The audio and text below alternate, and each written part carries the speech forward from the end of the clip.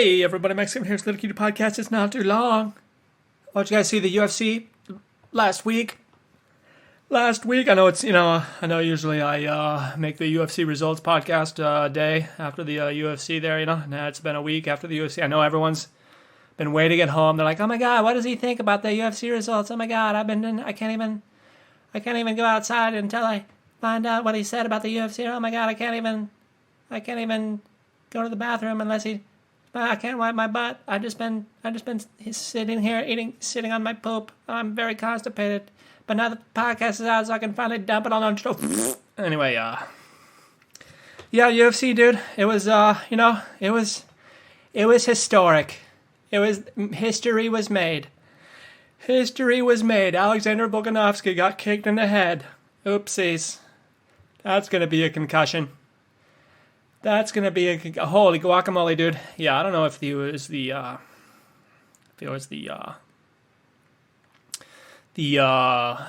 short notice there, but I don't know. Islam just looked way stronger there, God, when even before the head kick, he got Volkanovski in that clinch, that tie clinch there, and Volkanovski couldn't get out of it, Islam was just so strong, He was fully flexing his hot Dagestani muscles. Volkanovski's little head, it looked kind of sad there. It was, he was trying to throw punches and stuff, but he couldn't get out of it, and then Islam just kept kneeing him.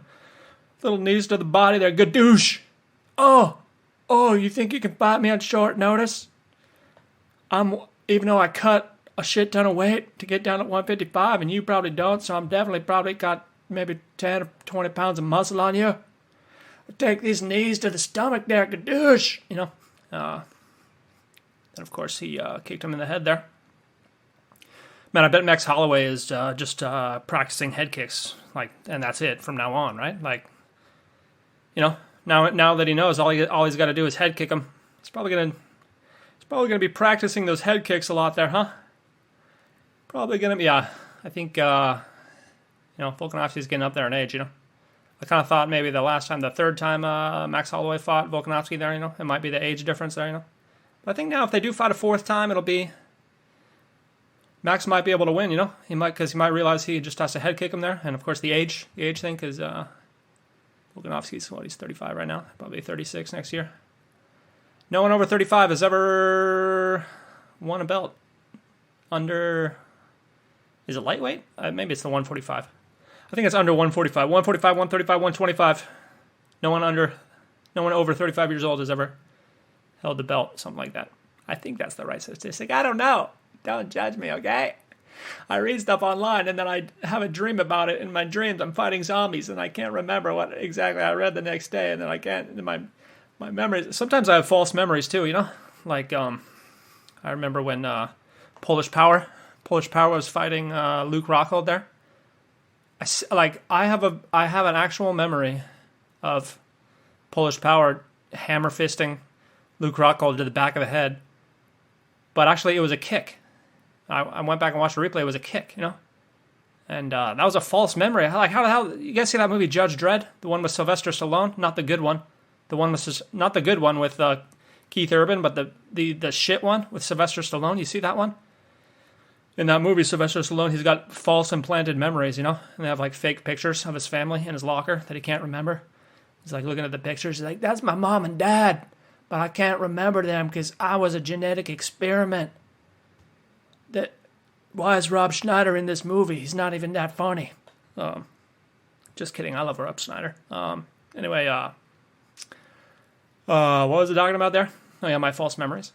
Yeah, I don't know what is that. I'm just getting older. I can't trust my memories anymore. I don't even know what happened. I don't even know. I can never be an eyewitness at a court case. I was like, yeah, he did it. He killed her. It's like, sir, you're pointing at the bailiff. I know what I saw. All right, arrest that man. It's like, well, he can't. He's the one that does the arresting. Well, arrest yourself. I know what. Anyway, Volkanovski there. Volkanovski. After the fight there, he was like, "Oh, I'm so sad. I need to train a lot. I don't know what to do with my life if I'm not training." That was kind of sad there. I don't know. Was it just because he got knocked out that he was in that shit mood, or is something else going on there? Is this whole time, we thought he was like a wholesome, happy boy, but he's got demons in his head. Is that what I don't know. I think he just got knocked out, and so his dreams. He just saw his dreams crumble before him, which I've seen that too. I've had that happen to me many times. Seeing my dreams for the future just crumble in front of me, and there's nothing I can do about it. You just got to accept it. You just got to look at the burning rubble and accept your failure. No hope for the future. So I know how he feels there. But yeah, he's saying he wants to come back in January. I don't know about that, dude. You just got kicked in the head. That's a serious concussion. You should definitely take 6 months off. Let your brain heal, CTE is real. CTE is real, kids. All right? Don't fight it. Don't fight 3 months after you get kicked in the head. All right? For any of my listeners out there that are UFC fighters, definitely don't take another fight 3 months after getting kicked in the head.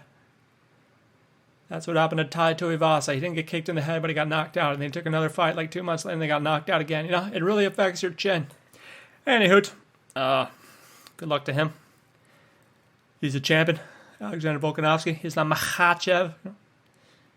He's a big boy there. And of course, we had Khamzat Chimaev versus Kamaru Usman. Of course, that was an interesting fight there. First round there, Khamzat was playing backpack. That was fun there. And then, right before he's about to submit Kamaru Usman, he just flips him over there. And apparently, Khamzat broke his hand there when he was getting flipped over or something. Because then it comes out the second round, he's not really throwing anything, So, a lot of people are saying it's like, oh, look, Khamzat got exposed. I don't know. Did he really get exposed or did he just break his hand? I don't know. I guess Bobby Knuckles, Robert Whittaker, was fighting a lot better. He was fighting pretty decently with only one hand. But, I don't know. Against Kamaru Usman, it's going to be tough, It's going to be tough. Yeah, Usman's wrestling definitely did not look as good as Khamzat Chimaev. But then, in the third round there, they started finally throwing, swanging and banging. Neither one of them really hit each other. But, it was all right fight. That guy should have been 5 rounds, man. Should have been 5 rounds. That's what I want to see, man.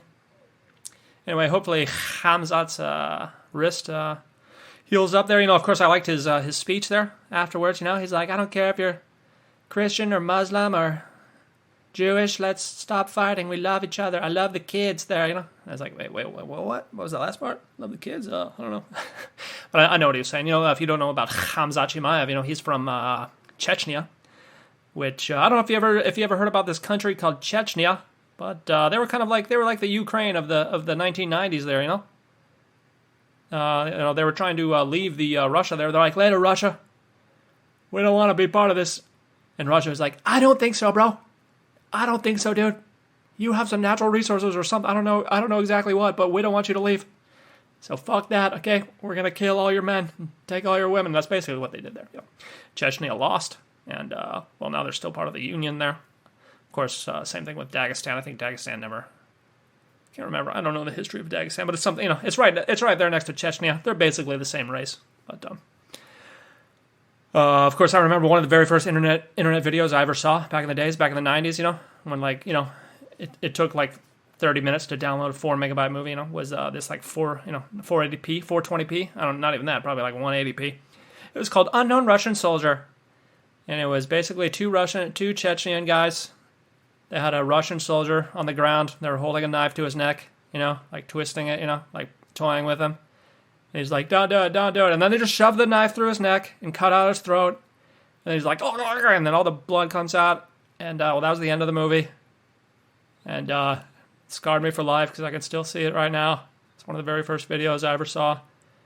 It's one of the reasons I'll never watch Tub Girl. Or not Tub Girl. No, I have seen Tub Girl. Oh God, no, I can't get that image out of my head. It's one of the reasons I'll never watch Two Girls, One Cup. Because I don't want to see that shit. Anyway, so Khamzat there, he was a little rapscallion during that time, and I don't know what happened to his father, but his mommy took him over to Sweden as a refugee, and then he grew up in Sweden because Chechnya sucked. So I'm guessing he's definitely anti-war. Islam Makhachev, when he won, he was like, Palestine, we're with you, and he didn't say fuck the Jews, but he was thinking it, And but Khamzat Chimaev there, I think he's probably he's actually lived through war. I don't know if Islam Makhachev has lived through war there. I'm sure Dagestan's not exactly the best neighborhood to grow up in, but it's not exactly a war zone. I don't know if it was a literal war zone where Khamzat was. I think a lot of his childhood friends died, so I think he's pretty anti-war there, and he takes out all his anger on his opponents there, Guy's so funny. He's so soft-spoken, He's got like a high-pitched, soft-spoken voice, kind of like Michael Jackson there, But then when he gets in the ring, he just starts smashing. Then, of course, we had Magomed Ankalaev versus Johnny Walker. Of course, that one that was a disqualification there. Magomed just kneed him in the face there while he was clearly down. I don't know what he was thinking.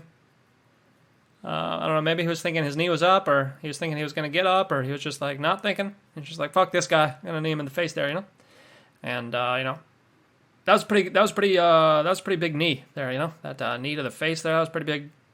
That wasn't a glancing blow, That was definitely concussion inducing there, The doctor comes in. He's like, do you know where you are? Johnny Walker, he's from Brazil. He doesn't speak English, Well, he speaks English, but, not natively. Of course, it's loud. Everyone's screaming, They're in Abu Dhabi, so everyone's like, yeah, Allah, yeah, fuck the dudes, Everyone's screaming, so. The doctor there, apparently, the fight before, he told some guy he didn't get kicked in the balls, even though he did get kicked in the balls, and his balls were all swollen, and the doctor's like, you didn't get kicked in the balls. And he's like, look at my balls, all right? My balls big as a grapefruit. I don't know exactly what happened, because that was on the prelims, and I was sleeping, But anyway, the doctor comes in, and I asked Johnny Walker where he is, and, I guess he felt he was concussed, but like I don't think they really needed a doctor for that, I mean, you definitely know he's concussed just by watching the replay, He just took a giant knee to the face. Of course he's going to get a concussion for that. You don't not get a concussion from taking a giant knee to the face. It's not possible, really, So I think it was probably good that the fight was stopped, because I think if it continued, Johnny Walker's definitely compromised. Of course, he wanted to fight, because he's a fucking fighter, dude. But I think it was good. I mean, even if the doctor was sort of dumb and wrong, I think it was definitely a good idea that they stopped that fight. Because, I had money on Johnny Walker also, so that might be influencing my opinion there.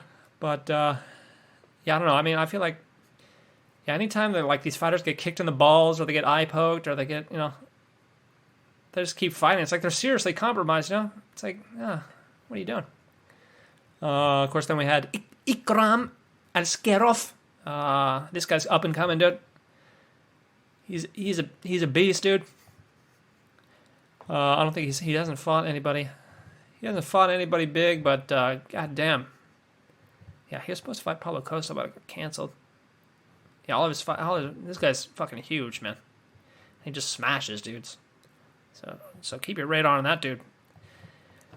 Ikram Askharov. Of course, then my boy, Said Nurmagomedov, did a first round submission.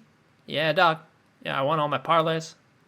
But Kamaru Usman lost. I put money on him because I thought maybe. Yeah, I wonder if Khamzat, if he didn't break his hand there, how much different the rest of that fight would have gone. But I guess we'll never know. Okay, then there's also hot UFC 295 talk. John Jones, Stipe Miocic gets canceled. John Jones tore his titty, something. Stipe Miocic doesn't want to fight anybody else because he's an old man. He definitely doesn't want to fight Sergey Pavlovich. Probably doesn't want to fight Tom Aspinall either. Yeah, of course that's gonna be a good fight, swinging and banging fight.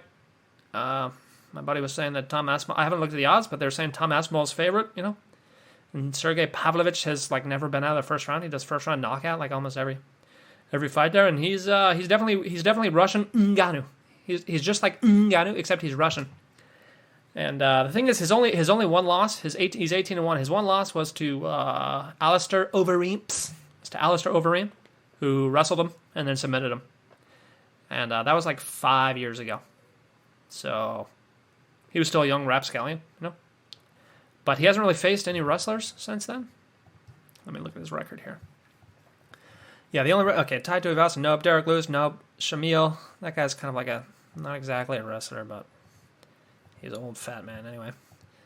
Who else did he fight? Yeah, he fought Curtis Blades. Okay, Curtis Blades is like the only wrestler he fought, but Curtis Blades decided not to wrestle and decided to just swing and bang, and he got knocked out, right? So anyway, Tom Aspinall, he's a very good wrestler. He's very good at jiu-jitsu too, and he's very fast. And so he definitely has a chance there, He definitely he's quick on his feet. I think he could, if he's smart, if he's not dumb, he could definitely just wrestle, do some jiu-jitsu, do armbar. Yeah, he's got lots of submission wins, Tom Aspinall does. He's got a couple anyway. He's got a couple, and that's a lot for the heavyweight division. I mean, heavyweights, nobody gets submission wins, But Tom Aspinall does. But yeah, I mean, I guess Tom Aspinall and Sergey Pavlovich and what's the other guy? Jailton Almeida. I think those three guys are like the top heavyweight prospects, in my opinion. Those three guys. One of those guys is going to be champ. The champion's going to be those three guys. One of those three guys. No one else. All the other dudes are washed up or one-dimensional. It's going to be Pavlovich, Aspinall, or Almeida. Anyway, I guess that's it for today. Thanks for listening. Maybe we'll see you tomorrow.